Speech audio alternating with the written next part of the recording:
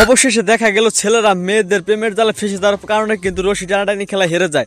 তাহলে এবার ছেলেদের কি হবে, কবে আপলোড করা হবে এই ছেলে ভার্সেস মেয়ে স্কুল গ্যাং নাটকের 2 নম্বর পর্বটি এবং 2 নম্বর পর্বে কি ঘটনা ঘটবে এই সবকিছু বিস্তারিত জানতে পারবেন আজকের ভিডিওতে। তাই আজকের ভিডিওটি সম্পূর্ণ দেখতে থাকুন।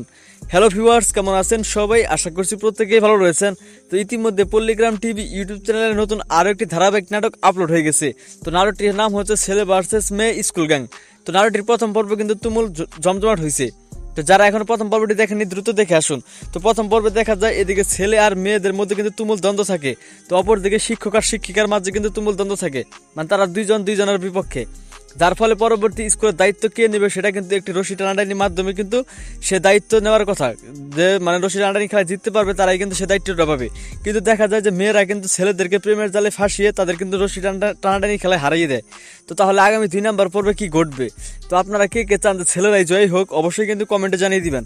তো এখন আর বেশি দেরি না করে আপনাদেরকে আমি জানিয়ে দিব এই ছেলে ভার্সেস মেয়ে স্কুল গ্যাং নাটকের 2 নম্বর পর্ব কবে আসবে। তো সেটি জানিয়ে দেওয়ার আগে দ্রুত চ্যানেলটি সাবস্ক্রাইব করুন। আর আজকের ভিডিওটি কে কোন জেলা থেকে দেখলেন অবশ্যই কমেন্টে লিখে জানাবেন।